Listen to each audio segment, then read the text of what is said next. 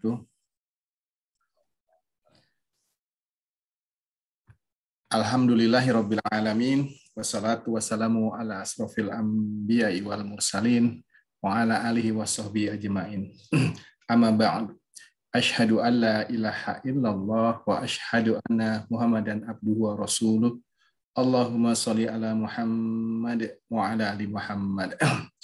Puji syukur kita panjatkan kehadirat Allah Subhanahu wa taala atas berbagai nikmat yang telah Allah berikan kepada kita, dan atas kehendak Allah pula hari ini kita semua angkatan 25 IPB muslim dan muslimah dipertemukan kembali dalam kajian rutin Rabuan mengkaji bahasa Al-Qur'an bersama Ustadz Sam.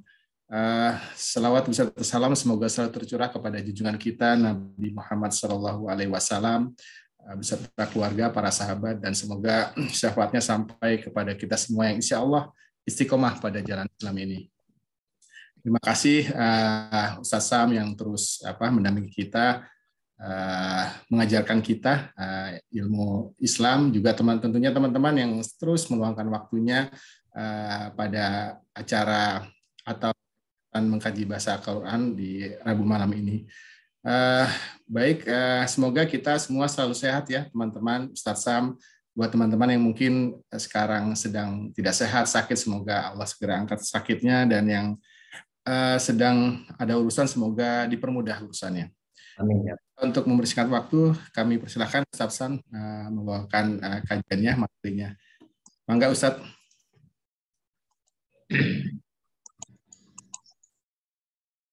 Baik, bismillahirrahmanirrahim. Assalamualaikum warahmatullahi wabarakatuh. Waalaikumsalam warahmatullahi wabarakatuh. Alhamdulillahirabbil alamin wa bihi nasta'inu ala umuri. Asyhadu an la ilaha illallah wa asyhadu anna Muhammadan rasulullah. Allahumma shalli ala sayyidina Muhammad wa ala alihi washabbihi ajmain. Ba'du. Puji syukur kita panjatkan kepada Allah Subhanahu wa taala atas limpahan nikmat dan karunia kepada kita semua. Terutama nikmat iman Islam dan nikmat sehat. Alhamdulillah pada malam hari ini kita masih bisa istiqomah di berbagai macam kondisi, banyak musibah ya, sehingga mudah-mudahan Allah Subhanahu Wa Taala melalui musibah-musibah ini memberikan membangun kesadaran di tengah-tengah umat ini bahwa kita tidak berikan kebebasan oleh Allah. Kalau kita menyimpang, maka kemudian Allah akan berikan peringatan. Mudah-mudahan sadar. Dan kita juga berharap bahwa Allah senantiasa melindungi kita semua, terutama dari musibah yang lebih besar, yakni musibah mati dalam keadaan kufur. Jadi itu musibah terbesar bagi manusia adalah meninggal dalam keadaan su'ul khotimah. Itu musibah paling besar. Kalau musibah-musibah terkait dengan keduniawian, ya paling ujung-ujungnya ya kematian. Itu sebesar-besarnya, seberat-beratnya ujian di dunia, diakhiri dengan kematian. Tetapi kalau musibah bagi orang yang beriman itu, kalau seandainya mati dalam keadaan su'ul khotimah, naudzubillah min dzalik, itu adalah musibah yang terbesar. Karena kerugiannya adalah dimasukkan ke dalam neraka khalidina fiha, kekal selama-lamanya. Yang itu yang berupaya kita semuanya untuk menghindari. Baik, pada malam hari ini ya, terkait dengan tadi banyaknya musibah, termasuk yang baru saja ya beritanya Islamic Center ternyata terbakar. Apakah itu bagian dari peringatan atau sentilan atau apa, ya kita melihat fakta-faktanya nanti, karena kita tidak bisa menduga-duga. Kita membaca dan memahami surat Al-An'am ayat 6. Ini lanjutan dari minggu yang lalu. Minggu lalu kita membahas tentang bahwa kita harus menjaga diri, tapi bukan berarti membiarkan orang lain berbuat maksiat tanpa kemudian kita mencegahnya. Nah, ini ayat ini terkait dengan langsung akibat dari kemaksiatan yang dilakukan oleh setiap orang atau setiap kaum atau setiap komunitas atau setiap masyarakat yang berdampak kepada datangnya atau Allah mendatangkan ujian atau sanksi atau siksa. Jadi ada bisa peringatan bisa ujian, yang pertama bisa ujian, kemudian yang kedua bisa peringatan, yang ketiga bisa sanksi, yang terakhir bisa azab. Ya. Azab itu ada siksa. Ya. Yang ini paling paling berat. Dalam surat Al-An'am ayat 6, Allah berfirman, "A'udzubillahi minasyaitonirrajim. Alam yarau kam ahlakna min qablihim min qarnin makkannahum fil ardi ma lam numakkil lahum warsalna as-samaa'a alaihim midrara wa ja'alnal anhara tajri min tahtihim fahlaknahum bidunubihim wa ansha'na min ba'dihim qarnan akharin." Alam yarau, jadi apakah, lam tidak ya. Jadi alam itu apakah tidak. Yarau itu tadinya yarauna, kan ada lam huruf jazm, jadi nunnya dibuang. Apakah mereka tidak memperhatikan atau tidak melihat. Jadi ro'a itu, jadi bahasa Arab itu ada ro'a, ada nadhoro, ada basoro. Kalau bahasa Indonesia artinya melihat. Cuma melihat doang artinya. Tetapi dalam bahasa Arab itu ada 3 kata yang pemahamannya bisa berbeda. Kalau ro'a, yaro, melihat dengan mata, itu ro'a. Ya. Jadi alam yaro maksudnya apakah mereka tidak melihat dengan mata kepala mereka sendiri. Tapi kalau nadoro, apakah mereka tidak memperhatikan? Jadi melihat tidak hanya melihat sepintas, tetapi secara detail. Ya, itu namanya mengamati. Nadoro. Kalau basoro itu melihat dengan mata hati. Jadi dengan mata hati. Jadi sampai dia mendalam, sampai merasakan. Jadi ketika memandang sesuatu, dia resapi, kemudian sampai membekas dalam hatinya. Itu namanya basoro. Ya, yang alatnya disebut basiro. Yaitu memang tidak kelihatan karena disebut dengan hati nurani ya. Itu bagian dari jiwa. Jadi di sini adalah alam yaro, apakah mereka tidak melihat dengan mata kepala mereka sendiri? Kam ahlakna, kam itu artinya begitu banyak, atau kam itu artinya berapa ya? Tapi seperti pertanyaan, tapi yang dimaksud di sini bukan pertanyaan.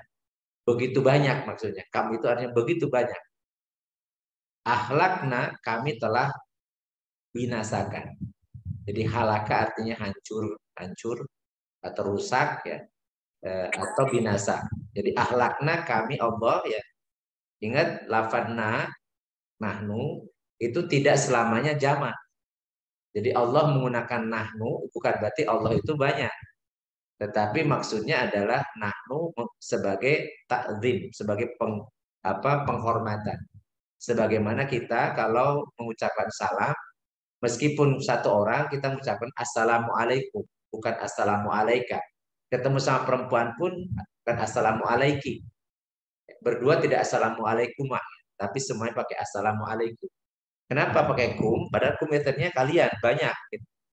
Kalau ini kan ke seorang, rupanya salam itu bentuk bentuk penghormatan, penghormatan. Sehingga penghormati itu menggunakan bahasa halus, ya bahasa halus. Jadi kayak saya misalnya bilang ke guru saya bukan anta, tetapi saya bilangnya antum. Artinya antum bukan berarti banyak, tapi maksudnya takdim, penghormatan. Ya. Jadi akhlakna maksudnya Allah telah membinasakan. Apakah mereka tidak melihat begitu banyak kami telah membinasakan min qablihim sebelum mereka. Jadi orang-orang sebelum mereka, ya, sebelum orang-orang yang suruh melihat, ini orang-orang kafir Quraisy ya. Asbabun nuzul ini tentang kafir Quraisy. Tetapi ini berlaku untuk semua karena menggunakannya nakiro, siapa saja gitu ya. Jadi tidakkah mereka telah melihat berapa banyak yang telah kami binasakan sebelum mereka?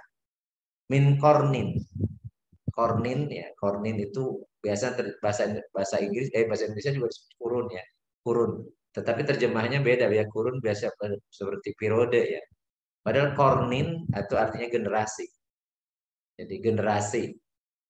Jadi ada generasi-generasi sebelum mereka makannahum fil ardi yang kami telah tempatkan dengan dengan tetap. Maksudnya makan itu bertempat tinggal dengan menetap gitu.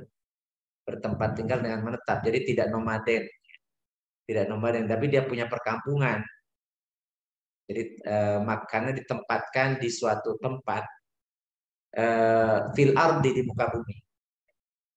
Jadi sebagian masyarakat dulu itu nomaden, pindah-pindah, tidak punya kampung halaman yang tetap ya. Itu biasanya kalau sebagai penggembala, seperti daerah Jaziratul Arab itu orang-orang itu banyak yang nomaden karena dia ikuti ternaknya pergi kemana gitu. Di mana ada rumput, ada padang gembalaan, mereka pindah. Jadi makanya setiap musim bisa berpindah-pindah. Tetapi ada di antara umat terdahulu itu menetap di satu tempat yang tidak berubah-ubah. Bahkan mereka bikin rumah. Contohnya misalnya kaum Samud. Ya. Kaum Samud itu membuat rumah itu dengan memahat batu-batuan di tebing-tebing di pegunungan.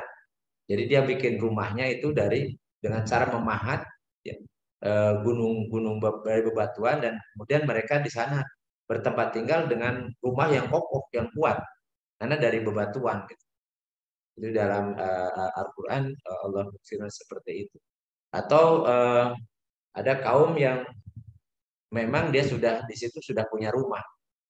Seperti misalnya kaum Sodom ya, kaum Sodomi atau kaum Nabi Lut gitu. Jadi punya kampung di situ, sudah punya rumah-rumah mereka. Dan seterusnya ya. Jadi mereka telah di tempat yang ditetapkan tempat tinggalnya ya, di suatu tempat di muka bumi, malam memakil laku.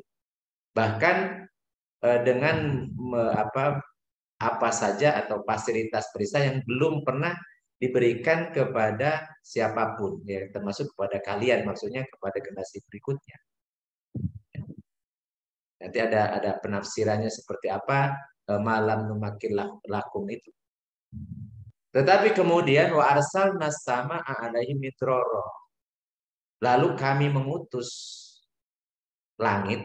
Jadi Allah mengutus langit untuk menurunkan kepada mereka midroro. Jadi midro itu hujan lebat.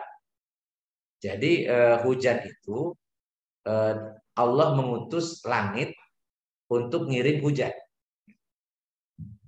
Jadi kalau menurut aturan siklusnya kan karena terjadi penguapan, terus penggumpalan, kondensasi, setelah itu kemudian turun hujan gitu. Itu yang terlihat oleh kita. Tetapi prosesnya itu karena Allah mengutus kepada suatu komunitas, suatu daerah agar langit menurunkan hujan lebat. Makanya seringkali ya, ini saya kalau perjalanan ya bolak-balik kantor dari Sukabumi ke sini, dari Sukabumi tidak terang benderang, malah panas matahari. Begitu sampai Bocimi langsung hujan besar gitu. Jadi seringkali seperti itu. Kenapa kok tidak merata gitu ya? Karena memang Allah mengutus kepada tempat-tempat yang memang Allah kehendaki.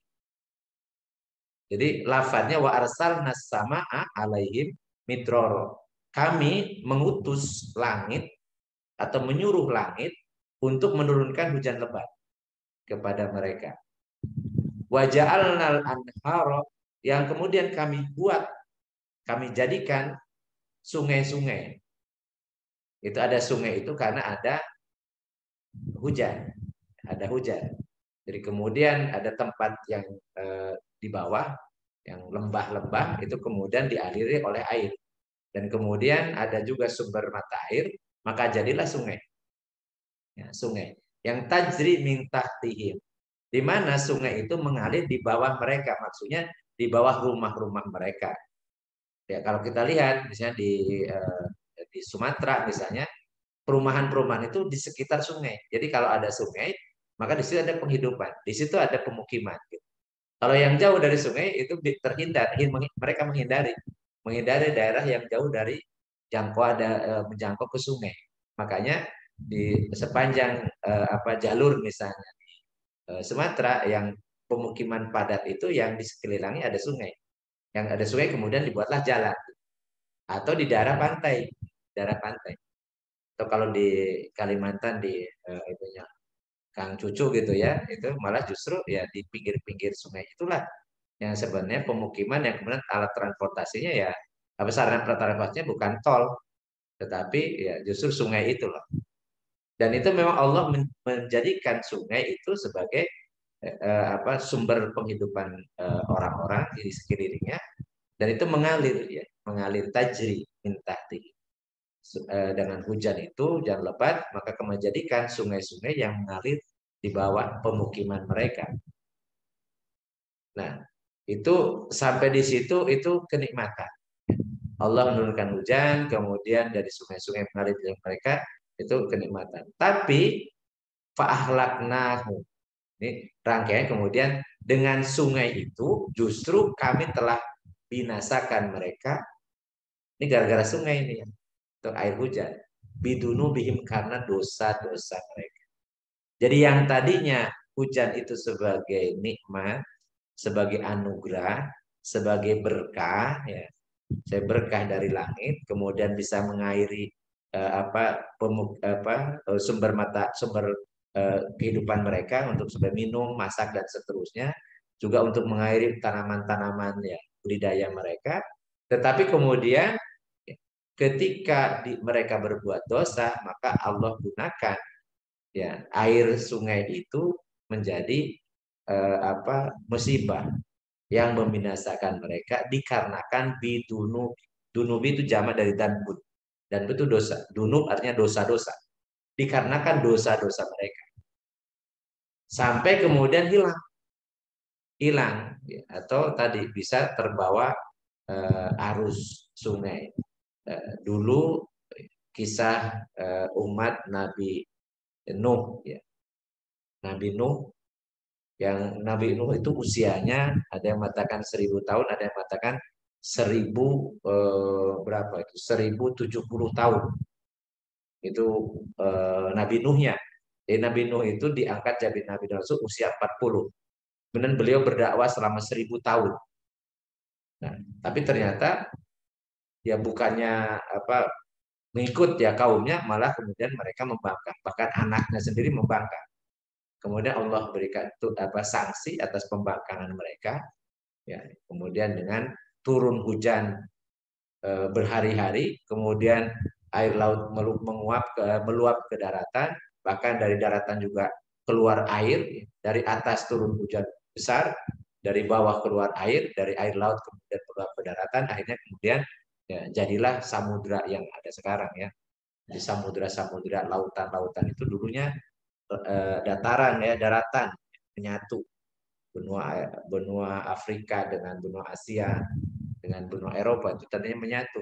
Tapi kemudian karena musibah yang Allah timpakan kepada kaum Nabi Nuh, maka kemudian direndam dan jadilah pulau-pulau seperti sekarang. Dan kemudian wa angsya'na min ba'dihim qarnan akharin. Lalu kami ciptakan kembali sesudah mereka hilang ya kaum itu setelah mereka binasa, maka kami ciptakan generasi berikutnya, generasi yang lain. Ini ayat 6 ini. Jadi kalau kita lihat di kita redaksinya, jadi alam yaro kam ahlak nami qablihim min qarnin, apakah mereka tidak memperhatikan berapa banyak generasi yang telah kami binasakan sebelum mereka.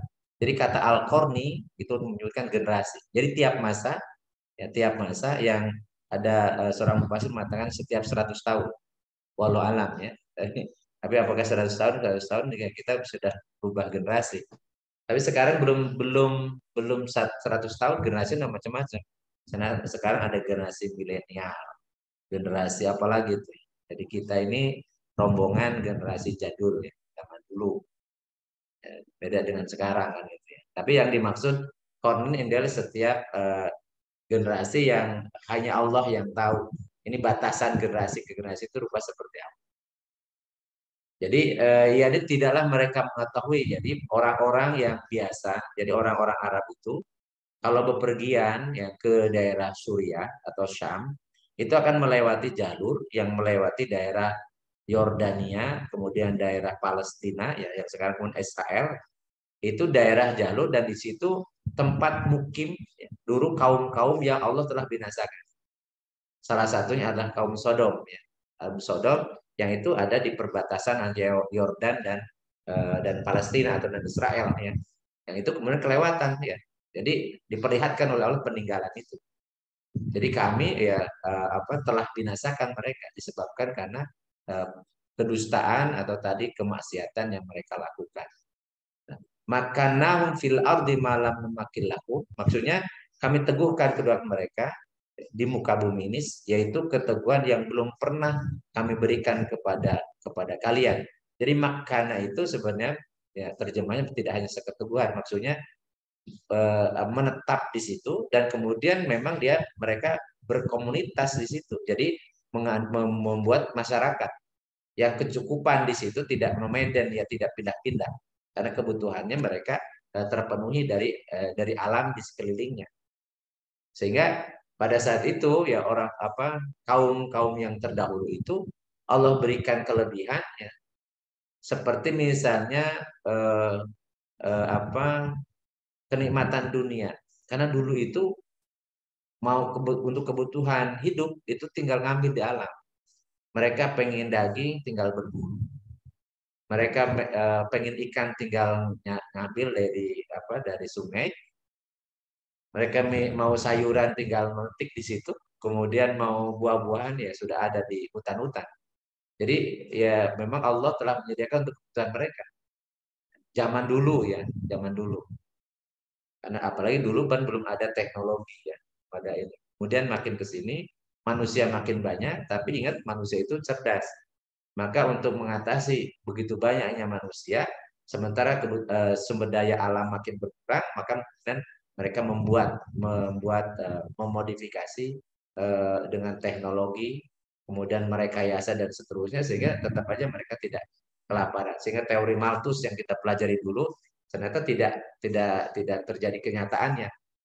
Karena bagaimana manusia bisa memperbanyak pemenuhan kebutuhan hidupnya karena perkembangan sains dan teknologi, karena akalnya manusia yang luar biasa.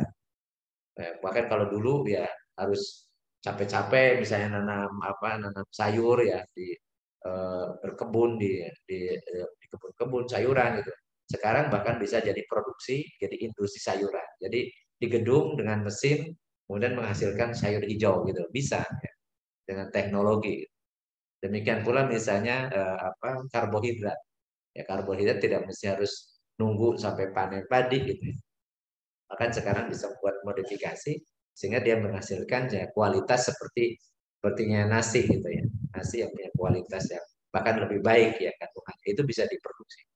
Karena hebatnya. Dulu manusia terdahulu itu ya mereka mudah, tinggal tidak ada di alam di sini.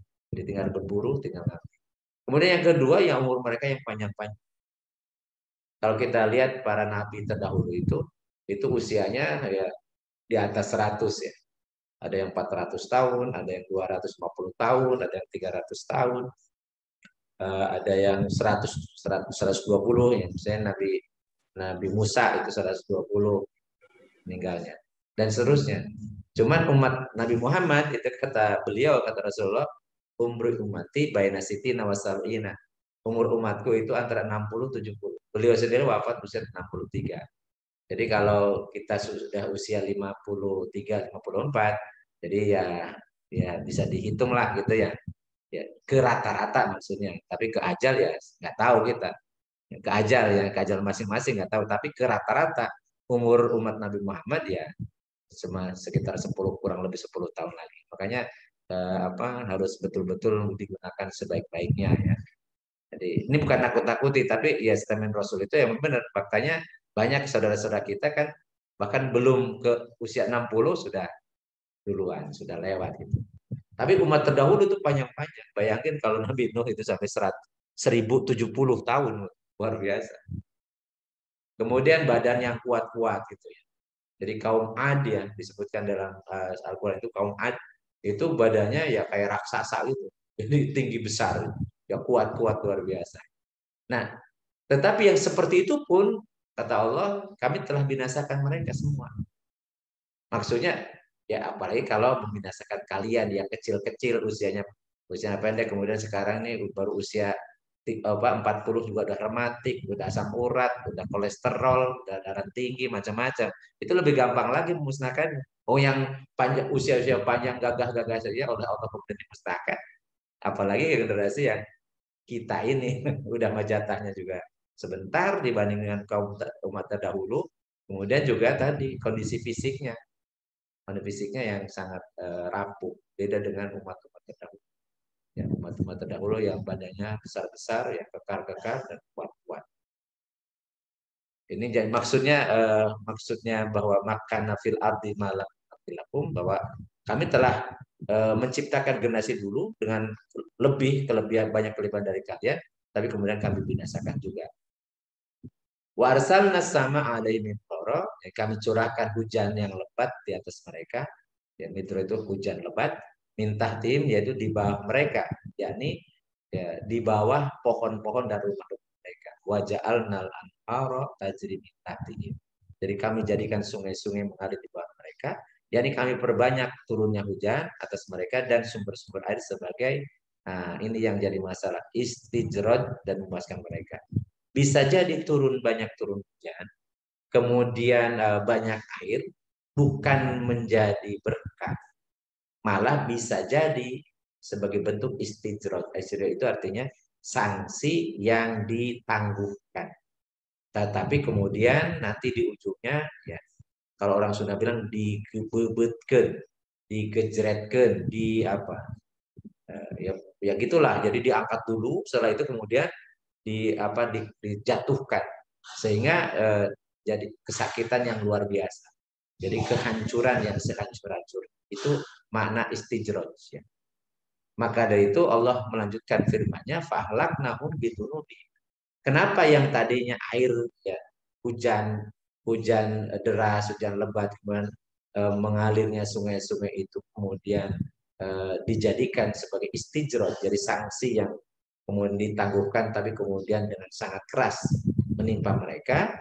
Jadi maka fahlaknahum, kami hancurkan, kami binasakan mereka itu dengan air itu karena bidunubi, karena dosa-dosa mereka sendiri. Wangsya'na min ba'dihim qarnan akharin, dan kami kemudian ciptakan pengganti mereka ya nanti generasi berikutnya. Tapi ternyata generasi yang penggantinya pun akan melakukan yang sama seperti halnya generasi sebelumnya, maka nanti Allah akan timpakan terus ya. Jadi ayat ini menegaskan bahwa Allah menimpakan ya, musibah atau tadi ujian atau siksaan atau sanksi itu disebabkan dosa-dosa dan kejahatan yang dibuat oleh mereka sendiri. Dan kemudian nanti Allah akan ganti generasinya dengan generasi yang yang baru, walaupun nanti generasi yang baru itu juga akan melakukan hal yang sama. Nah, dari ayat ini beberapa tafsir yang saya pilih ya. Jadi tafsir dari ayat ini ada yang mengatakan apakah mereka tidak mengetahui bahwa kami telah menghancurkan banyak bangsa sebelum mereka. Kami beri mereka sebagian faktor kekuatan untuk bertahan di bumi yang belum pernah kami berikan kepada kalian. Kami luaskan rezeki mereka, kami turunkan kepada mereka hujan deras yang bermanfaat bagi kehidupan mereka, dan kami alirkan sungai-sungai di bawah istana-istana mereka. Tetapi mereka tidak mensyukuri nikmat-nikmat itu, maka karena kesyirikan dan banyaknya dosa mereka, maka kami hancurkan lalu ganti dengan bangsa yang lebih baik lagi. Atau tafsir yang lain, ya, apakah orang-orang yang mendustakan Al-Quran itu tidak mengetahui berapa banyak umat-umat terdahulu sebelum mereka yang telah kami binasakan. Al-Qarni atau penduduk di masing-masing masa, dan rata-rata jaraknya katanya 100 tahun. Kami telah memberi mereka kekuatan dan panjang umur, yang mana kami tidak memberinya kepada kalian, wahai penduduk Mekah. Jadi nasbutnya ke penduduk Mekah. Kami binasakan mereka semua dan menghancurkan kalian itu lebih mudah. Kami mengirim hujan yang sangat lebat untuk mereka, yaitu hujan yang sangat lebat dan terus-menerus. Kami jadikan sungai-sungai mengalir di bawah tempat tinggal dan pohon mereka. Lalu kami binasakan mereka akibat dosa-dosa mereka. Lalu kami adakan kelompok lain setelah mereka itu. Nah, kemudian Allah menegaskan di dalam surat Asyura ayat 30. Wa ma asabakum min musibatin fabima kasabat aydikum wa ya'fu an katsirin. Jadi apa saja musibah yang menimpa kalian itu dikarenakan kasabat aidikum. Jadi kasatnya tangan kalian. Jadi ulah tangan kalian gitu. Jadi hasil karya karena kerusakan yang dibuat oleh tangan-tangan kalian. Wa ya'fu an katsirin, tetapi Allah memaafkan sebagian besarnya. Karena kalau seandainya semua kerusakan yang dibuat oleh tangan manusia ditimpakan menjadi musibah, ya udah selesai dunia ini kiamat. Kiamat gitu. Jadi Allah menimpakan sebagian, karena sebagian besarnya Allah maafkan. Allah berikan kesempatan mereka untuk istighfar. Jadi diberikan kesempatan untuk istighfar. Maka kemudian dalam surat Al-Ankabut ayat 40 Allah berfirman, wa qul akhadna bidambihi faminhum man arsalna alaihi hasiban wa minhum man akhad sayhatun wa minhum man syafna bihi al-ardh wa minhum man agraqna wa ma kana Allahu liyadlimahum walakin kanu anfusahum yadlimun.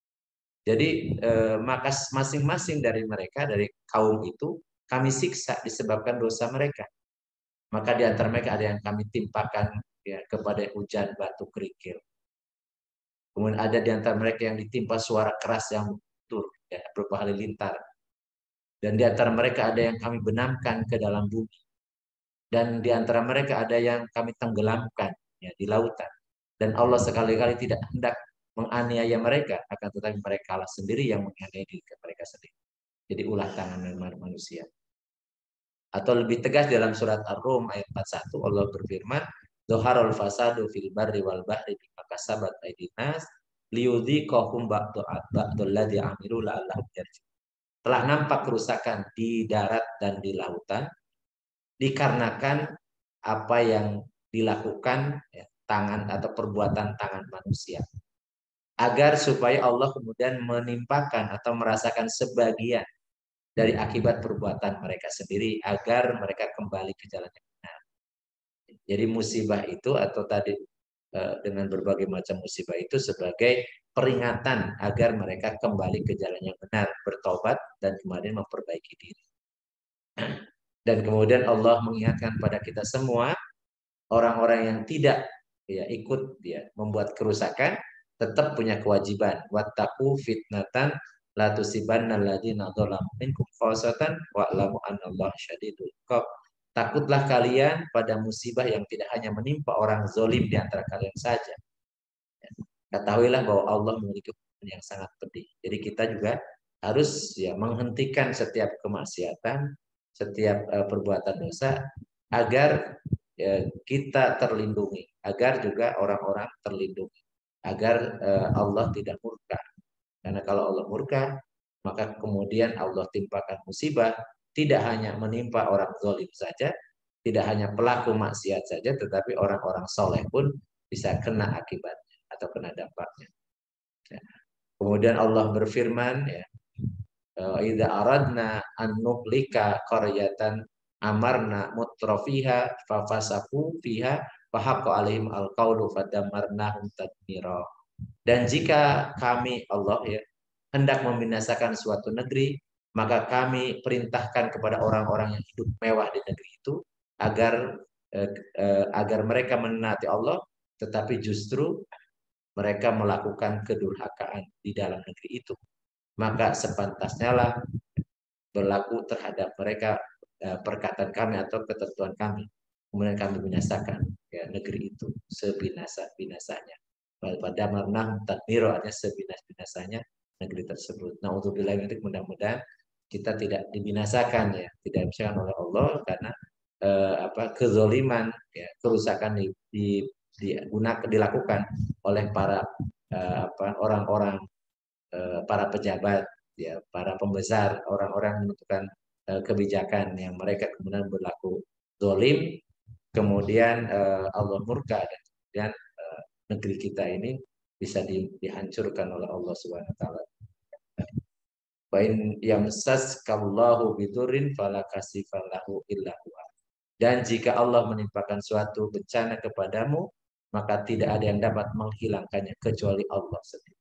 Mudah-mudahan semua musibah yang Allah timpakan kepada kita semua, ini bahan untuk kita bareng-bareng yang muhasabah, kemudian bareng-bareng memperbaiki, dan kemudian ya harus ya saling menasehati dan mencegah ya, agar kemaksiatan ini tidak berlanjut terus, yang kemudian Allah akan timpakan ya, musibah atau ujian yang akan menimpa ya, bukan hanya orang yang zalimnya saja, tetapi juga orang-orang yang mendiamkan kezaliman tersebut. Demikian saya kembalikan ke Mas Arya. Ini walaupun udah ada yang nanya ya di chat. Ya, baik. Terima kasih Ustaz Sam atas penyampaian materinya. Sudah 24 ya sama Ustaz, 25 sama Ustaz yang bergabung di kajian malam ini, hari ini, dan sudah ada yang bertanya dari Uda Novaldi ini. Tanya Ustaz, apakah panjangnya umat terdahulu karena lingkungan tempat mereka hidup waktu itu masih asli dan baik dibanding kondisi umat saat ini sudah rusak karena eksploitasi dan keserakahan tangan-tangan kita sendiri. Terima kasih Ustaz. Mangga Ustaz. Ya, ya. Saat pertama memang terkait dengan ketentuan ya. Ketentuan itu bahasa Arabnya takdir atau nasib ya. Memang secara untuk umur ya, untuk usia itu Allah prerogatif Allah. Jadi masing-masing orang ada batas, ada ajalnya. Ya. Likuli umatin ajal. Ya. Bagi setiap orang itu ada ajalnya, ada batas kehidupannya. Ini satu sisi dari keimanan kita. Karena la yasulul mautu illa bintihayil ajal. Jadi tidak akan terjadi kematian kecuali ajalnya sudah tiba. Jadi penyebab kematian cuma satu, ajalnya sudah tiba. Maksudnya sudah selesai kontraknya gitu. Tetapi di sisi lain ada kaitan dengan dengan upaya, dengan usaha, yaitu pola hidup sehat dan seterusnya. Jadi bukan berarti kalau seandainya ajal itu di tangan Allah, kemudian kita hidup kacau ya, hidup merusak diri sendiri, jadi tidak higien, tidak sehat, hidup tidak sehat, ya, pola hidup juga nggak sehat, makanan juga nggak sehat, bukan seperti itu. Karena justru pola hidup sehat dan tadi memakan makanan yang sehat, makan itu harus halalan thayyiban, bukannya halal doang, tapi juga thayyiban, harus baik. Dan Rasulullah ngajarkan, jadi ngajarkan untuk hidup sehat. Ya. Bagaimana Rasulullah mengatakan ketika beliau dapat pengaduan dari seorang tabib, seorang dokter yang diberi hadiah dari Romawi, bertugas di Madinah, ternyata nggak ada pasien. Jadi waktu di Romawi itu banyak pasien gitu. Begitu pas ke Madinah kok jarang pasiennya. Kata Rasulullah, kami ini orang-orang yang makan kalau sudah lapar dan berhenti sebelum kenyang. Dan kami orang yang biasa berpuasa. Ya. Maka Rasul mengatakan sumu tasihu, berpuasalah kalian maka kalian akan sehat. Jadi bagaimana Rasulullah memakan makanan yang sehat. Ya.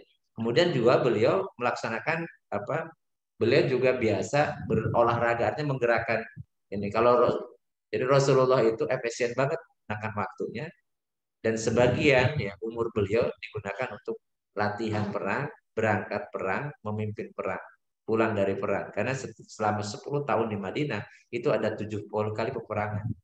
Ya, kalau kadang beliau sendiri yang memimpin di medan perang, atau beliau hanya mempersiapkan saja, melatih, mempersiapkan tentara dan mengirim tentara tanpa beliau ikut. Tetapi beliau semua dalam komando beliau untuk peperangan itu. Artinya Rasulullah itu memang biasa bergerak, biasa bekerja, dan itu olahraga yang terkenal ya, karena olahraga sekaligus untuk latihan perang, yaitu berkuda, memanah, gulat, kemudian juga main tombak, lari, ya, berenang, ya itu. Jadi semua itu kalau sekarang dikenal dengan olahraga yang dianjurkan, itu dilakukan semua. Artinya umat-umat terdahulu itu juga sehat ya, karena memang pertama Allah panjangkan usia mereka, gitu kan. Yang kedua memang lingkungannya juga sehat, Dan mereka memang pola hidup yang sehat, cara hidup yang sehat. Ya, itu pasti ada hubungannya. Jadi kita juga mestinya mengikuti pola hidupnya atau gaya hidupnya orang-orang tenang. Walaupun ya susah karena cemaran bahan kimia itu luar biasa. Jadi sekarang ini ketika kita makan sayur ya, makan sayur apalagi kalau orang Sunda biasanya sayurnya masih mentah ya, di apa coel gitu. Tapi kalau beberapa sayuran memang tidak disemprot ya, tapi kalau bawang daun, cesin, kemudian brokoli itu sebelum diangkut ke pasar disemprot dulu dengan fungisida ya, supaya tidak busuk, dia tidak ada proses di jalan atau pas dijual gitu. Dan kemudian kalau tidak dimasak dulu yaitu logam beratnya yang ada di situ yang sulit untuk didegradasi akan masuk ya. Walaupun awal-awalnya sedikit, lama kelamaan akan banyak. Ya. Jadi itu, insya Allah ya, memang tadi ketentuan Allah ya. Jadi pertama usia orang-orang dulu itu memang dipanjangkan usianya, sementara usia kita ini ya tadi antara 70, 60, 70 lah rata-ratanya. Ya, walau alam bisawab. Terima kasih Ustadz dan Novaldi, semoga sudah terjawab ya. Sudah. Berikutnya ada Mbak Nana Mintarti sudah raise hand. Bagaimana disampaikan langsung ke Ustadz Sam pertanyaannya? Ya, makasih Mas Arya. Assalamualaikum Ustadz Sam, mudah-mudahan selalu sehat. Alhamdulillah.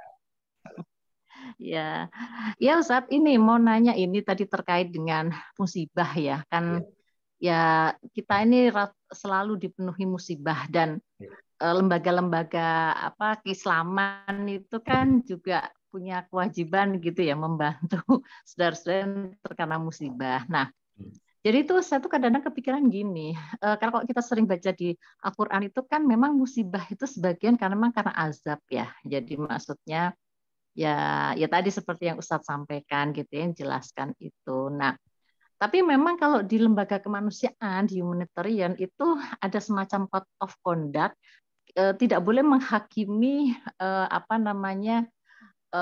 penyintas gitu ya atau korban gitu kan, yaitu karena kemaksiatan gitu kan, karena memang kan sering ya ada musibah terus kemudian ya beredar entah di WA apa terus ya karena daerah ini tadinya maksiat ya, walaupun kadang-kadang kalau dalam hati saya mungkin juga ada benarnya, tetapi artinya gini, kalau misalnya memang betul itu memang musibah itu karena azab, nah sikap kita bagaimana, apakah misalnya kita punya kewajiban menolong gitu kan. Nah, tapi kan memang kita harus kita tolong ya kan.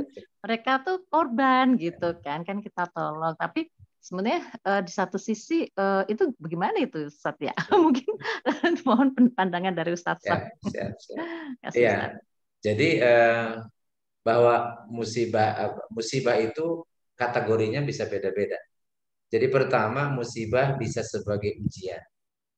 Bagi ujian itu sesuai dengan tingkatan ketakwaan. Jadi paling berat ujian itu para nabi dan rasul. Jadi ujian itu sebagaimana kita ujian lah kalau sekolah ya. Jadi ujian kalau mahasiswa pasti lebih berat daripada ujian SD, SMP atau SMA gitu ya. Jadi semakin tinggi ujian maka semakin tinggi tingkatannya. Allah tingkatkan derajatnya kan gitu. Itu bagi orang-orang yang bertakwa. Jadi bisa jadi Allah uji gitu dengan musibah ya, kekurangan harta, kekurangan jiwa dan seterusnya. Maka kemudian diajari jadi ketika kena musibah orang bertakwa itu waqalu inna lillahi wa inna ilaihi raji'un. Jadi ungkapan orang yang diuji oleh Allah tapi dia orang bertakwa, beriman, ketika diuji dengan musibah itu kemudian dia lafaz yang keluarnya adalah inna lillahi wa inna ilaihi raji'un. Sesungguhnya kita ini milik Allah dan kita akan kembali pada Allah. Itu pertama. Jadi makanya kita tidak boleh juga tadi mengejas dulu gitu, karena bisa jadi ini musibah, ini ujian. Di situ orang-orang baik, orang-orang soleh, orang-orang benar gitu ya. Dan kemudian diuji oleh Allah dengan musibah.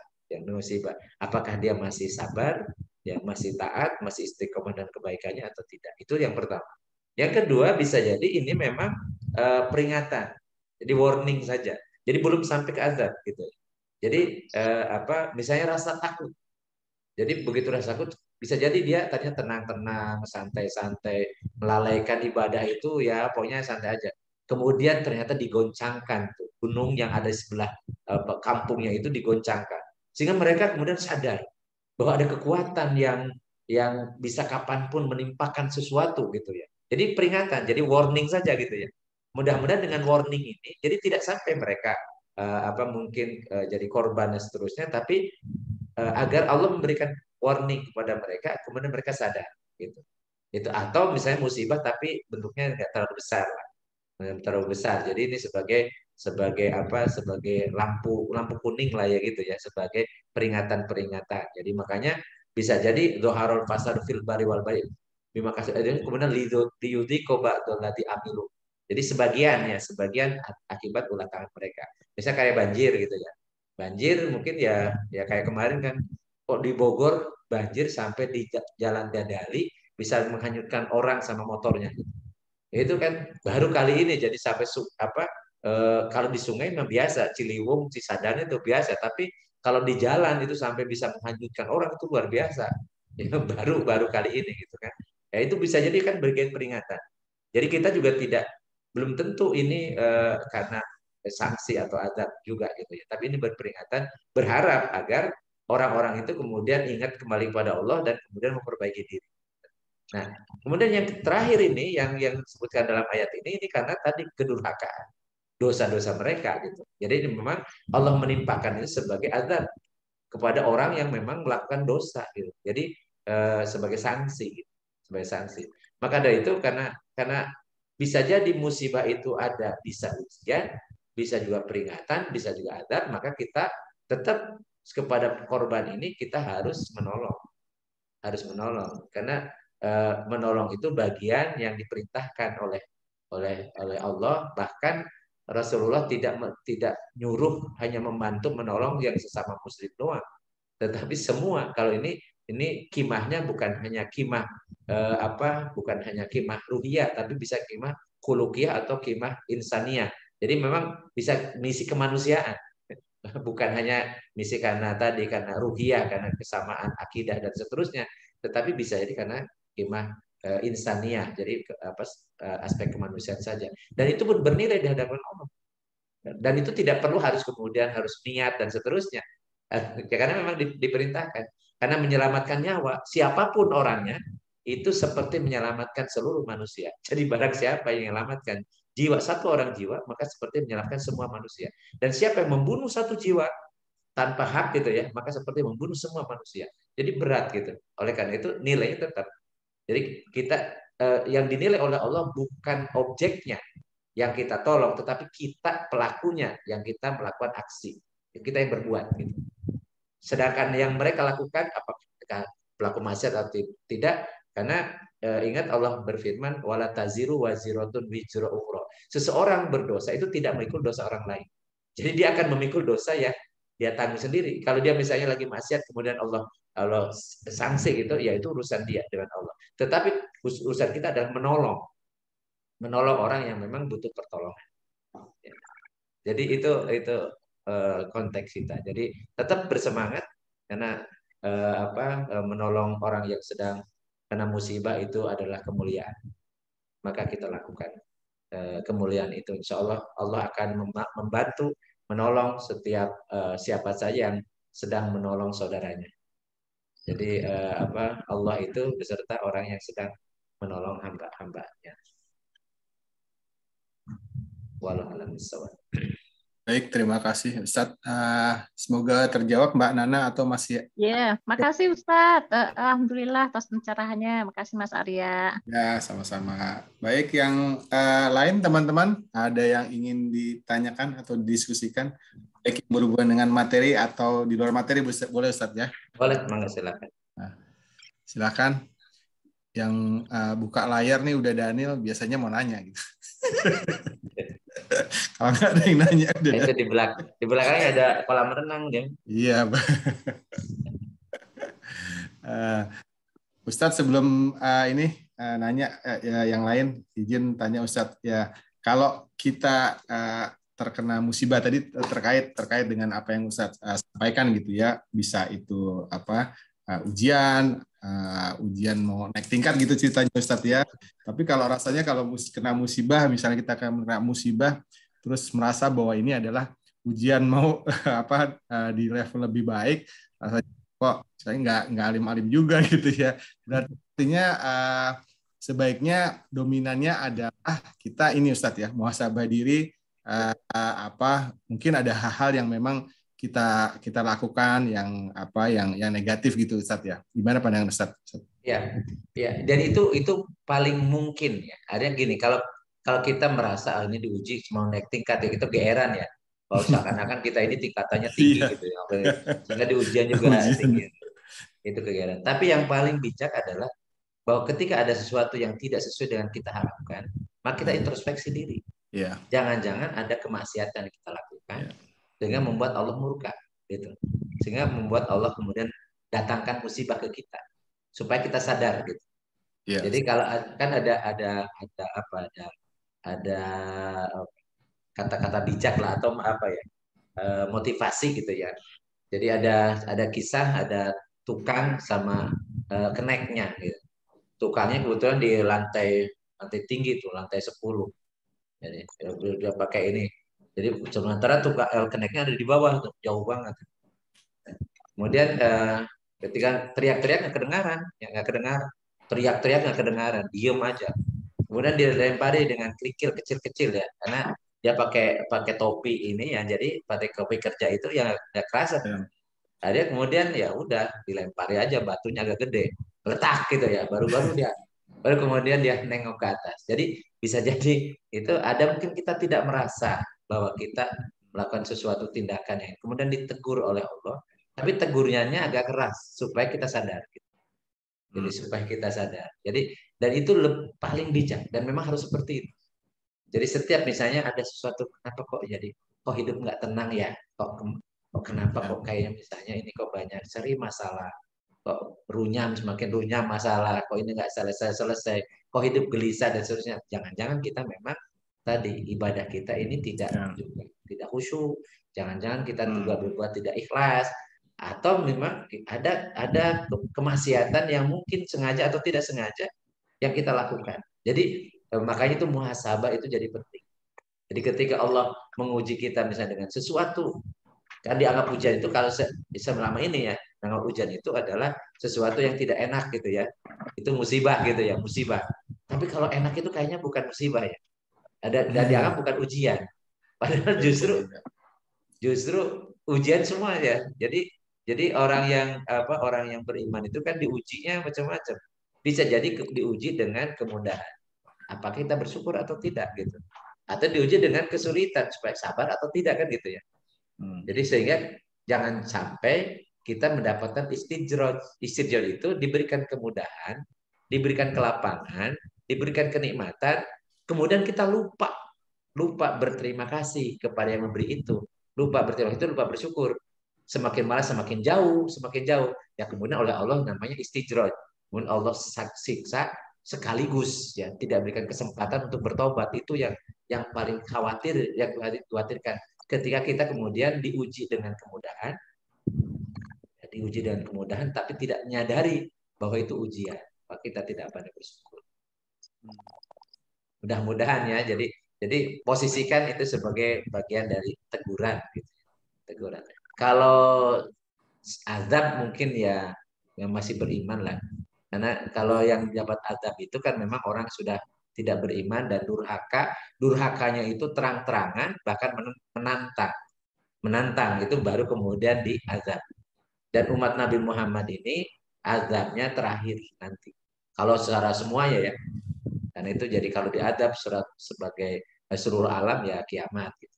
Tapi kalau azab dalam proses dalam tertentu komunitas-komunitas tertentu ya sangat memungkinkan. Karena kalau seandainya ada satu komunitas memang dia pelaku maksiat dan orang yang baik pun di situ diem. Orang yang baik pun diam saja jadi tidak peduli gitu ya. Maka kemudian Allah siksa gitu ya. Bisa dibalikan satu kampung itu. Tapi kembali lagi kita tidak bisa ngejas ya, membuat kesimpulan ini wajar dihancurkan. Kenapa? Karena pelaku maksiat semua kan belum tentu. Karena di situ yang kena musibah kan juga ada juga yang orang-orang baik ya. Ya. Walau alam. Baik, terima kasih. Silahkan teman-teman yang lain yang kalau ingin ada yang ditanyakan. Assalamualaikum udah ada nih. Waalaikumsalam warahmatullahi wabarakatuh. Ya, kita mungkin mengambil contoh keadaan negeri kita ya. Kadang-kadang ya biasalah ya, dua kali pemilu, 2 kali pergerakan, 2 kali kecewa gitu ya. Itu yang namanya DC, begitulah nasibnya ya. Kalau Om Arya saya nggak tahu ya, karena mungkin Om Arya dulu lagi di luar negeri kali ya, jadi nggak tahu. Nah, memaknai ini Ustadz ya, apakah ini bagian dari rencana Allah, skenario Allah yang lebih baik? Saat ini sih saya mulai yakin bahwa ini jangan-jangan memang bukan jangan-jangan ya, insya Allah menjadi skenario Allah yang terbaik buat kita gitu loh. Tapi kadang-kadang di saat di tengah jalan suka berpikir apakah kita akan semakin memang terpuruk gitu ya, atau memang ini jalannya Allah yang kita akan semakin dinaikkan derajatnya secara negara gitu ya. Nah katakanlah kita ini optimis Ustadz ya, bahwa ini adalah skenario Allah untuk kita menuju ke peradaban yang lebih baik untuk Indonesia gitu ya. Nah, apa yang bisa kita lakukan Ustadz ya, yang sifatnya ya mungkin Ustadz sudah banyak, Ustadz kita ini kan setahun ini kan sudah agak soft gitu ya, sudah agak soft gitu ya. Kira-kira apa nih yang lebih soft yang bisa kita lakukan ya? Ini masalahnya Monas sudah mau dipugar lagi nih Monas nih. Gimana nih Om Arya ya? Waduh ya. Yang tadinya mau soft jadi hard lagi nih kita nih. Ya. Iya. Saya sih berharap ini bagian dari apa ya? Nah, itu yang kita takut, apakah nanti kita menjadi lebih jelek ya, terutama dari sisi kita berkehidupan Islami gitu ya, atau gimana Ustaz? Silakan ditanggapi Ustaz. Dengan ada hubungan sama kita punya ini ya. Hari ini kan membahas mengenai ada zaman satu apa ya dihancurkan gitu kan. Jadi saya jadi kepikir ke sana tuh Ustaz. Gimana? Iya, yang jelas ada bisyarah itu kabar gembira. Jadi bahwa umat ini memang tumbuh dan kemudian tempat tumbuh sempat berkembang, sempat jaya, kemudian terhina dan dihina, kemudian jadi terdolimi gitu ya. Jadi itu yang terjadi. Memang seperti itulah perjalanan hidup sejarah manusia. Tetapi bagi setiap individu itu sebenarnya yang itu kan bukan dipersalahkan dalam tanda petik adalah masanya, zamannya. Tetapi yang harus kita perhatikan adalah apa yang kita lakukan. Ya. Apa yang kita lakukan? Karena kalau kita misalnya mengandai-andai atau kita bernostalgia saja, tetapi kita minus aksi, minus prestasi, juga percuma. Itu mestinya kalau dulu waktu Islam jaya itu demikian, itu hidupnya makmur macam-macam karena khalifah adil dan seterusnya macam-macam. Iya, tapi apa yang harus kita lakukan sekarang? Ketika memang tidak ada khalifah, tidak ada Amirul Mukminin, tidak ada Imamul Mukminin, tidak Al-Quran dan Sunnah itu tidak diterapkan kan gitu ya. Ini hidup kita sekarang ini, seperti apa kan?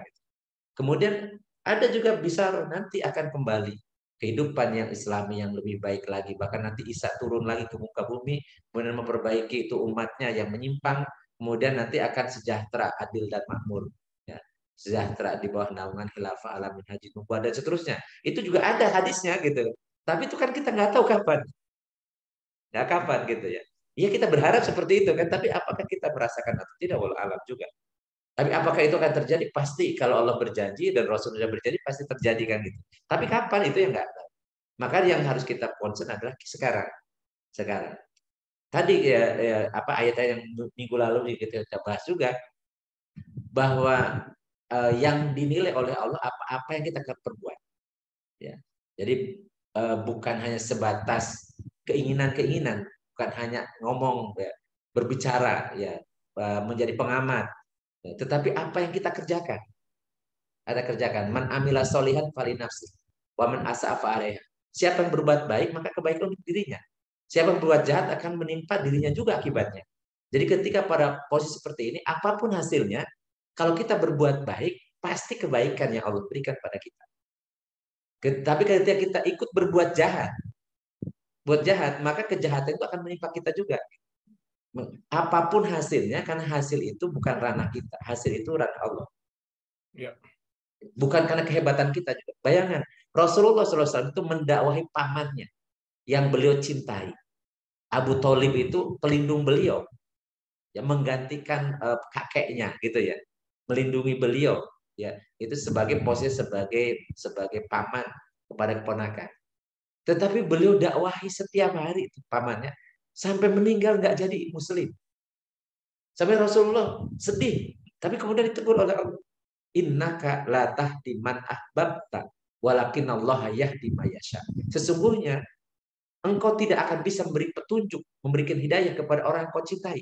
Tapi Allah lah yang akan memberi petunjuk kepada siapa yang dikehendaki.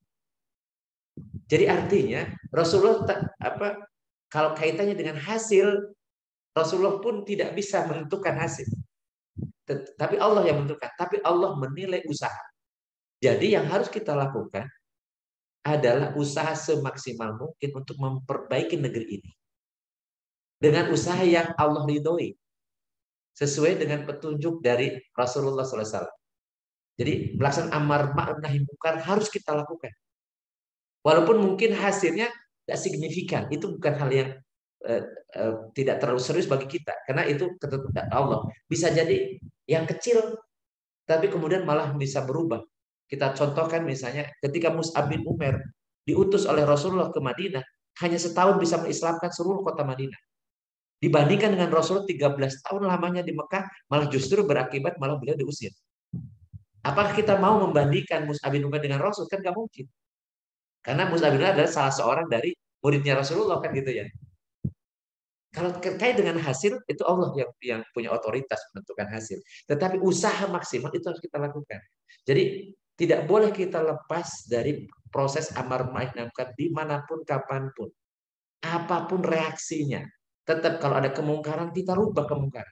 Bagaimana yang saya sampaikan minggu lalu, kalau tidak salah, Rasulullah SAW bersabda, man ro'a minkum munkaron falyughayyiru biyadi fa illam yastati fa bilisani fa illam yastati fa biqalbi wa dzalika adaful iman. Siapa saja, man itu isim mausul lil aqal, siapa saja yang melihat kemungkaran rubah dengan tangannya. Maksudnya dengan apa? Ada tanda tangan. Ada tangan itu bukan dipukulin, bukan. Dengan tanda tangannya. Yang punya wewenang bisa merubah aturan, bisa membuat kebijakan, bisa membuat perundang-undangan yang bisa mencegah kemungkaran, maka lakukanlah. Tanda tangan nih, itu sehingga kemudian dia efektif. Karena kalau misalnya orang punya kewenangan, ketika dia membuat aturan mencegah kemungkaran itu sangat mudah. Anda akan ditaati gitu kan. Kalau itu tidak sanggup karena nggak punya kemampuan untuk itu, maka pabilisan dengan lisan, sampaikan amar ma'ruf nahi munkar. Tapi itu pun misalnya nggak sanggup, karena bukan berarti kalau lisan itu mudah. Ya, sampai-sampai Rasulullah mengibaratkan ya Sayyidus Syuhada itu, ya pemimpin para syuhada itu adalah Hamzah. Kata Rasulullah, Sayyidus Syuhada Hamzah bin Abdul Muthalib. Wa rajulun qama amama imamil fajr fanasahu faqatalah. Pemimpin para syuhada adalah Hamzah bin Abdul Muthalib, dan seorang laki-laki yang berdiri tegak di hadapan penguasa yang zalim, kemudian dia menasehati penguasa itu, kemudian penguasa itu yang membunuh dia. Jadi disebut sebagai Sayyidus Syuhada. Jadi bukan berarti kalau ngomong itu tanpa resiko. Minimal ya kalau saya minimal dipanggil lah, dinasehati sama bos saya gitu kan, ditandain ya seperti dipanggil, diklarifikasi dan seterusnya lah gitu ya. Minimalnya gitu. Makanya tidak semua juga orang bisa mampu dengan lisan. Tapi kalau kalian tidak bisa mampu dengan lisan merubah kemungkaran itu, fabil qalbihi, maka dengan hati. Nggak suka, nggak ridho, nggak senang. Kemudian berdoa, ya Allah, ya ya Allah, rubahlah ya, kondisi ini, ya. Atau bahkan agak lebih keras ya. Kalau saya di dalam doa kunut saya itu setiap subuh itu, Allahumma a'izzal Allahumma mansur man nasruddin waqtul man qatalal mu'minin. Allahumma a'izzal Islam wal muslimin wa ahlikil kafarata wal musyrikin wa dammir a'da'ana a'daka wa a'da'adin. Terus saya tambahin gitu di doa kunut subuh itu. Ya Allah, tolonglah orang-orang yang telah menolong agama dan hancurkanlah orang yang membunuh orang-orang. Ya Allah, muliakanlah Islam dan kaum muslimin. Ya Allah, hancurkanlah musuh-musuhmu, musuh agama dan musuh orang-orang yang beriman. Gitu ya. Jadi itu wadhalika ada iman itu selemah-lemah iman. Jadi jangan sampai kondisi seperti ini kita hanya bisa meratapi, ya meratapi kemudian atau bahkan yang ini biarin aja lah, ya nanti juga berubah sendiri. Ya, penting mah kita nyelamatin diri sendiri saja. Jadi dengan kemaksiatan yang merajalela, kezaliman yang luar biasa ini kemudian kita ya udahlah, ya, yang penting tidak menimpa kita, nggak boleh. Karena berarti imannya nggak ada. Karena yang di dalam hati saja itu selemah-lemahnya. Jadi berlakulah ya sesuai kemampuan kapasitas kita, sesuai dengan akses kita, ya. Karena memang Rasulullah juga menegaskan sesuai dengan kemampuan. Dan Allah sudah pernah kita bahas, la yukallifullahu nafsan illa wus'aha. Allah tidak membebankan kepada seorang kecuali sesuai dengan kemampuan kita. Tapi kita harus berbuat, harus beraktivitas, ya, hasilnya diserahkan kepada Allah dan kemudian biarkan Allah yang menilai apa yang kita lakukan. Wallahu a'lam bishawab. Baik, terima kasih Ustadz. Udah Daniel, sudah cukupkah kemudian terjawab? Baik, terima kasih. Yang lain, monggo. Kalau masih ada yang ingin ditanyakan, kelihatannya kita mesti banyak berdoa Ustadz ya, karena banyak hal yang memang kita nggak bisa menjangkau gitu ya. Gimana misalnya penegak hukum yang berlaku menyimpang gitu, yang seharusnya tidak dilakukan penegak hukum, tapi mereka melakukan, kita kan nggak bisa apa-apa gitu sebenarnya. Jadi kelihatannya kita memang harus banyak berdoa untuk hal yang memang sangat besar gitu ya. Jadi tadi tetap kita harus punya harapan, harus punya harapan. Jadi jangan sampai kita tidak punya harapan. Jadi apapun ya yang akan terjadi kita kan nggak tahu. Karena bagi Allah itu gampang, bagi Allah itu mudah. Jadi merubah ini kemudian jadi beriman semua juga mudah bagi Allah. Ya. Tetapi kan di situ ada proses, ya, proses. Makanya ada hukum sebab akibat tuh. Intang surullah yang surukum. Jadi itu jika ya ada huruf syarat, ya, ada jawab syaratnya. Intang surullah. Kalau kalian menolong agama Allah, yang surkum maka Allah menolong kalian. Ya. Kenapa? Karena innallaha la yughayyiru ma biqaumin hatta yughayyiru ma bi anfusihim. Karena sesungguhnya Allah tidak akan merubah nasib suatu kaum kecuali kaum itu yang mau merubahnya gitu. Jadi makanya mumpung kita masih ada umur, jangan sampai kita ngurusin diri sendiri doang. Ya kita harus peduli nih. Makanya Rasulullah ngancam tuh, ya, man asbaha walayah tamma bi amril muslim falaysa minhum. Siapa yang hidup di satu pagi nggak peduli dengan urusan umat Islam ini, nggak peduli nih, nggak peduli, ya cuek aja gitu. Kata Rasul, bukan dari golongan kaum muslimin. Nggak enak banget ya.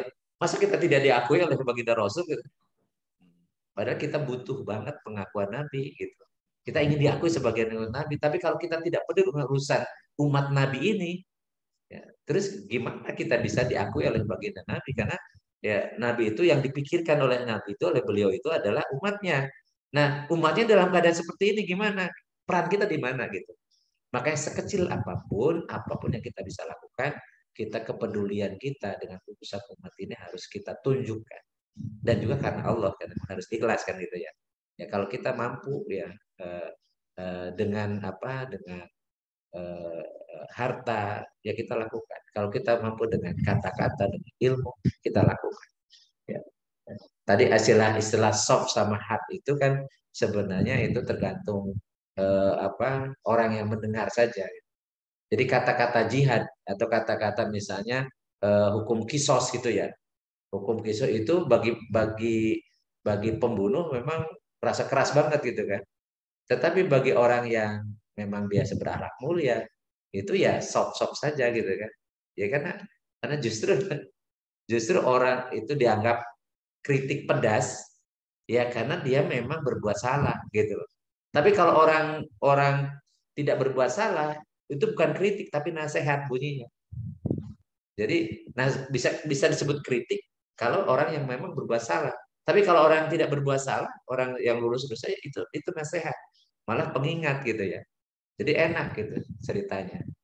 Makanya kita disuruhnya adalah tawasobil haq wa tawasobis sabar. Jadi saling menasehati. Padahal isinya kan kritik gitu kalau kepada oposisi kan gitu ya. Tapi kalau dengan sahabat kan cuma ya, alhamdulillah didapat nasihat. Bahkan diminta, ya bahkan diminta, ayo nasihati dong udah Daniel, ya, gimana supaya makin tua makin taat ibadah kan gitu bisa jadi kayak gitu kan.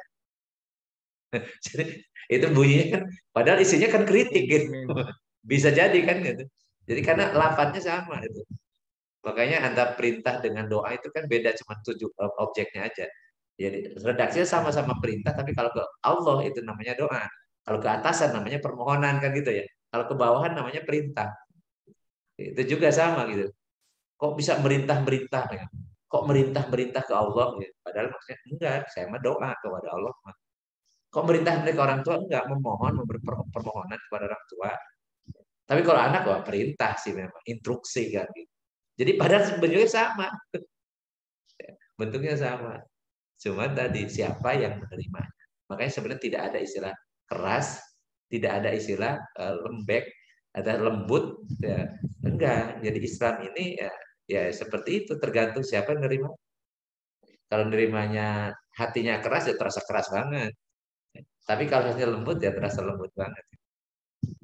Indah itu kata orang yang memang ya tadi menganggap ya memposisikan Islam ini sebagai sebuah keindahan. Maka akan indah, terasa indah. Bergaul dengan sesama muslim itu akan terasa indah karena suasana hatinya memang indah dia. Dia mencintai orang ya, dan seterusnya. Tapi akan serem banget ya.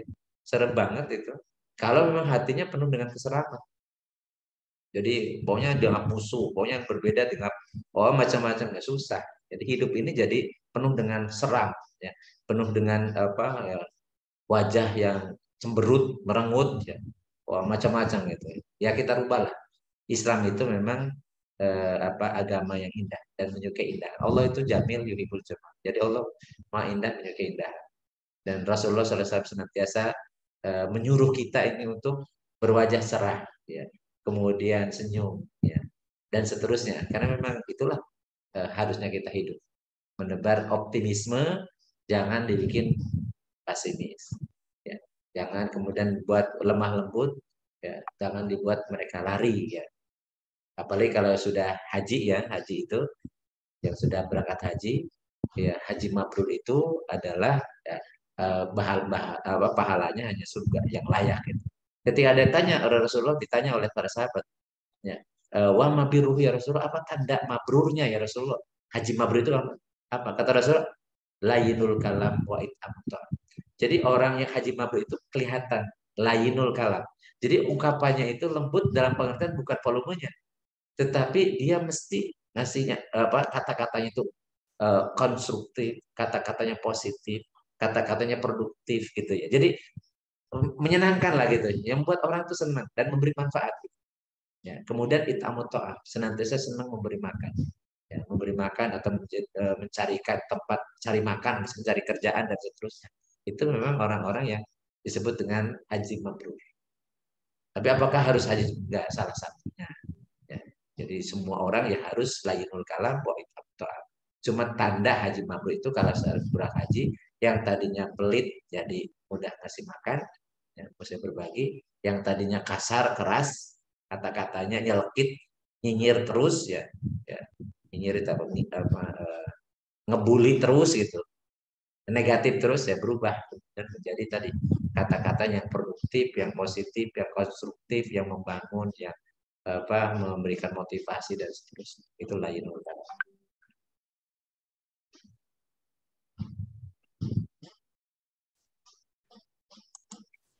Jazakallah khairan Ustaz. Mantap. Ada ibu-ibu, silakan, biasanya ibu-ibu. Iya nih, ibu-ibu lebih banyak Ustaz. Tentang KDRT kan nggak ada. Leslar. Fans. Gak ada KDRT. Tapi itu nggak ngeprank kok Ustaz, beneran ya Ustaz ya. Bukan. Enggak, mungkin Ya, mungkin bukan KDRT Pak Ustadz ya. Ini yang menjadi, even saya dengan orang tua saya pun suka sering sering apa ya, berdebat mengenai tayangan-tayangan infotainment ya, yang kita sama-sama tahu bahwa itu sebaiknya jangan ditonton ya. Tapi apakah juga tidak ada usaha untuk tidak juga dibuat acara seperti itu ya? Karena memang ini kan aib kedua pihak ya, sampai tahu semuanya ya. ya. Seharusnya kan malah jangankan aib seperti ini ya, apapun yang ada di kita kan, sampai orang di luar rumah kita pun jangan sampai ada yang tahu ya. Nah ini Oke. mungkin bukan bicara KDRT, ini bicara aib Ya, ya, seseorang atau sebuah rumah tangga nih, bagaimana nih kiat-kiat kita yang ya. pertama supaya tidak kelihatan orang lain, yang kedua untuk menghindari apa ya, kesukaan atau habit yang senangnya mendengar kisah-kisah orang ya, yang tadinya katanya ini informasi benar akhirnya jadi gibah ya kan, Betul. makin gak benar jadi fitnah. Nah silakan Ustaz, Ya, ada ini nih ya, ya, memang ini kan justru perusahaan ya, klasik ini ya. betul. Jadi yang dimaksud mungkar itu kan tidak hanya sekedar korupsi, kemudian Iya. mencuri atau zina ya. Jadi banyak kemungkaran yang dianggap oleh sebagian masyarakat itu justru sebagai hiburan. Ada kemungkaran, Oke. ada kemungkaran, tapi dianggap hiburan. Salah satunya tadi gosip-gosip. Gibah ini kan termasuk bagian dari dosa yang akan mengakibatkan pelakunya bangkrut di akhirat. Mm-mm. Jadi ketika Rasul mengatakan, tahukah kalian siapakah orang yang bangkrut? Ya. Jadi muflis itu nggak punya duit ya, maaf fulus ya. Maksudnya bangkrut. Para sahabat menjawab, ya menurut kami bangkrut itu orang tadinya hartanya banyak jadi habis gitu. Kata Rasul bukan. Jadi orang yang dia ketika di akhirat nanti membawa banyak kebaikan.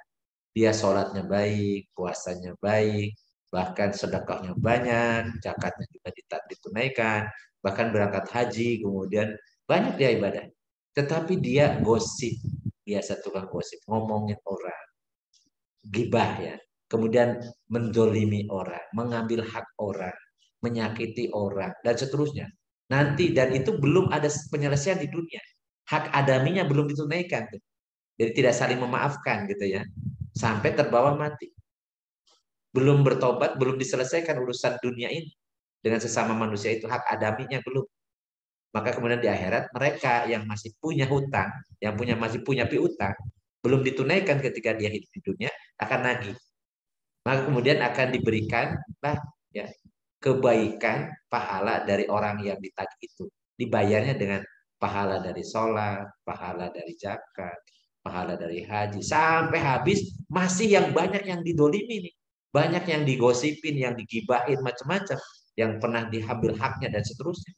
Akhirnya kemudian keburukan dari orang-orang pernah dia zolimi, kemudian akan ditimpakan kepadanya, sehingga dia tidak membawa lagi kebaikan sedikit pun, dilemparkan ke dalam neraka jahanam kekal selama-lamanya. Na'udzubillah. Jadi tidak terasa bahwa kemungkaran itu kita kumpul-kumpulkan dan menjadi akibatnya menjadi dosa besar. Padahal kita tidak punya urusan.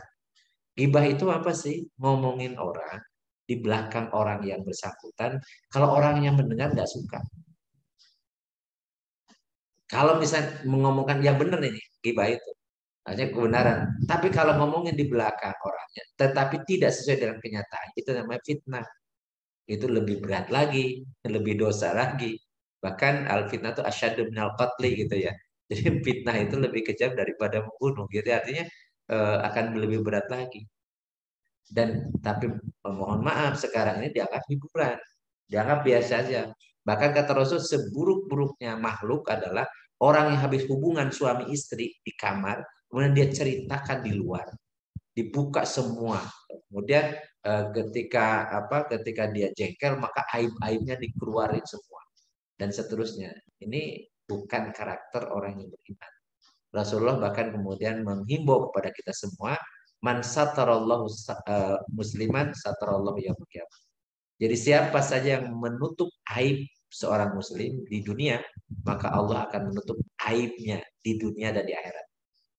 Jadi justru kemuliaan itu terletak pada bagaimana kita bisa mengelola ini. Jangan sampai hal-hal yang rahasia, hal-hal yang tidak pantas, tidak layak dipublikasi oleh publik gitu ya, dikonsumsi oleh publik, jangan sampai kemudian disebarkan. Dan kita harus mulai mensortir acara-acara itu, jangan sampai jadi konsumsi harian anak-anak kita. Jadi dianggap gosip-gosip ini, ya buka-buka aib ini dianggap sebagai sesuatu hal yang lumrah, padahal sebuah kemungkaran, sebuah kemaksiatan yang berat karena terkait dengan hak adami. Kalau hak Allah itu begitu nyesal, ya tidak mengulang lagi, ya itu ya berhenti, nyesal tidak mengulang lagi, udah Allah maafkan, Allah ampuni dosa. Tapi kalau hak adami belum ada selesai dari penyelesaian dari sesama itu, tidak, Allah tidak akan mengampuni dosanya. Jadi lebih berat itu hak adami. Makanya kalau kita berinteraksi dengan sesama, justru yang harus kita lakukan adalah menebar manfaat, bukan menebar mudarat ya. Kalau menebar manfaat sosial itu Allah akan lipat gandakan. Ya. Misalnya kalau kita menolong orang, kata Rasulullah, siapa saja yang menyelesaikan urusan seseorang sampai beres ya, maka dia lebih baik daripada itikaf di Masjid Nabawi di Baiku ini selama 10 tahun lamanya. Bayangin pahala menolong seorang muslim ya, dari melepaskan dari kesulitannya, itu lebih baik, pahalanya lebih besar daripada itikaf di Masjid Nabawi. Pasti Masjid Nabawi itu 1000 kali lebih baik daripada masjid yang lain, kecuali Masjid Haram ya. Itu luar biasa. Jadi mestinya kita justru sekarang ini ya, lebih banyak kita menebar kebaikan ya, daripada kemudian kita menebar gosip, hoax, share macam-macam ya.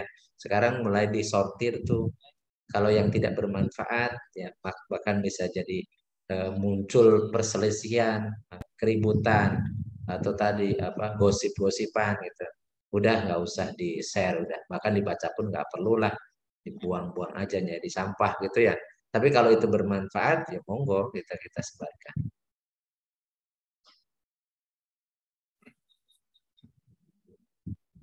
Ada pertanyaan lagi Ustadz dari Uda Novaldi tentang terkait terbakarnya Masjid Jakarta Islamic Center sore ini yang diduga karena pekerjaan saat termasuk kubah. Bagaimana musibah ini Ustadz? Terima kasih. Iya, jadi ya di setiap ada musibah di situ ada hikmah. Di setiap ada kejadian di situ ada hikmah. Jadi kita juga nggak tahu karena seperti apa. Bisa karena ya tadi bisa sebagai sentilan ya. Bisa jadi ini masjid, bisa jadi ya kita juga nggak bisa dibangun megah-megah tapi fungsinya bisa jadi kurang, bisa jadi kemudian bisa jadi karena memang ini murni karena tadi kesalahan pekerja kan gitu ya. Jadi artinya memang ya bekerja itu harus hati-hati, harus telaten, harus diperhitungkan walau alam. Tetapi setiap kejadian maka di baliknya itu ada hikmah. Ya. Cuman kadang-kadang kita nangkap hikmahnya yang memang kurang pinter. Gitu. Jadi kita makanya jangan buru-buru juga kita menjudgment ya. Wah ini karena ini jangan-jangan ini, jangan-jangan. Jadi praduga-praduga yang kita juga nggak tahu. Jadi untuk sementara mungkin kaitan dengan musibah di Islamic Center itu ya ini karena kecerobohan tukang itu ya. Ya kecerobohan tukang dalam proses renovasinya, kemudian ada konsleting atau ada apa. Karena kita tidak tahu faktanya kan gitu. Itu saja. Tapi pasti Allah Maha mengetahui apakah ini kemudian sebagai bagian ujian atau sebagai peringatan atau bisa jadi azab, sangat mungkin juga ya walau alam. Tapi untuk sementara kita posisikan ini sebagai kecerobohan pekerja ketika merenovasi sehingga kemudian terjadi terbakar dan kemudian menghancurkan sampai kubahnya, dan mudah-mudahan tidak memakan korban manusia. Sama dengan misalnya tentang Kanjuruhan ya, yang kemarin yang 132 nyawa melayang gitu ya. Ya itu ya penyebabnya ya bisa ditelusuri gitu. Kalau mau ditelusuri pasti ada penyebabnya kan gitu. Apakah kesengajaan atau tidak kesengajaan itu kan nanti bisa dibuktikan. Tetapi dari sudut pandang keimanan kita itu bisa jadi ini sebagai peringatan ya ketika orang-orang ini fanatik terhadap kelompok bermain bola yang sampai-sampai ada yang Muslim tidak melaksanakan sholat. Ya, itu bisa dibawa ke sana karena ya memang faktanya seperti itu kan gitu. Itu bisa seperti itu, atau yang ini teguran, mudah-mudahan kebiasaan para pendukung fanatik ini kemudian menjadikan kok hanya beda dukungan, ya beda supporter, kemudian sampai kemudian tawuran, kemudian musuhan dan seterusnya yang memang tidak punya alasan yang dibenarkan oleh syar'i gitu ya, sampai musuhan seperti itu juga bisa jadi kita tarik sebagai sebuah peringatan dari Allah bahwa tidak boleh sesama muslim, sama anak bangsa ini kemudian bermusuhan hanya gara-gara mendukung kesebelasan. Jadi banyak hal yang bisa kita pelajari, dan di situ pasti di balik setiap kejadian di situ ada hikmah yang kemudian Allah memberikan pelajaran kepada kita, atau Allah memberitahukan dengan caranya yang mungkin tidak sesuai dengan yang kita harapkan. Tapi itu sebagaimana tadi saya sampaikan, ketika tukang itu menginginkan keneknya kalau dipanggil-panggil nggak nyaut-nyaut, ya nggak nengok-nengok, kemudian dilempar kerikil itu juga nggak nengok, kan ya, kemudian dilemparin batu sehingga kemudian dia merasa sakit, kemudian dia menoleh gitu ya kepada seruannya. Diibaratkan seperti itu. Mungkin selama ini dikasih peringatan, maksudnya dipanggil-panggil untuk bisa ibadah dengan baik, malah kemudian Allah uji dengan sakit, Allah uji dengan bisa ada kematian atau ada kerusakan, ada kehilangan dan seterusnya. Mudah-mudahan sih bukan karena negatif ya, Allah kemudian saksi mudah-mudahan. Ya. Dan tadi betul-betul karena memang kecerobohan orang yang bekerja di sana, tidak profesional. Baik, terima kasih Ustadz. Sudah terjawab ya, udah Novaldi. Sudah jam 9:30 Ustadz, Ya, di tempat Kang Sicu 10:30 ya. Sudah larut malam. Insya Allah minggu depan kita lanjutkan lagi. Insya Allah. Ya, teman-teman senantiasa jaga kesehatan ya. Dan Buddha Daniel tetap bersemangat ya, harapan ya. Semangat. Kalau kemarin dikecewakan ya, mudah-mudahan ya kedepannya tidak kecewa ya. Tapi kalau toh pun mengecewakan juga tetap berbuat baik gitu. Jangan sampai mutung karena pernah kecewa jadi mutung. Nggak boleh. Pernah dikhianati. Karena merasa dikhianati kemudian dikhianati. Mutung berbuat baik jangan. Jadi karena kita memang harus ikhlas. Jadi kalau mungkin kemarin kecewa itu karena keikhlasannya yang kurang lah ya. Jadi bisa jadi.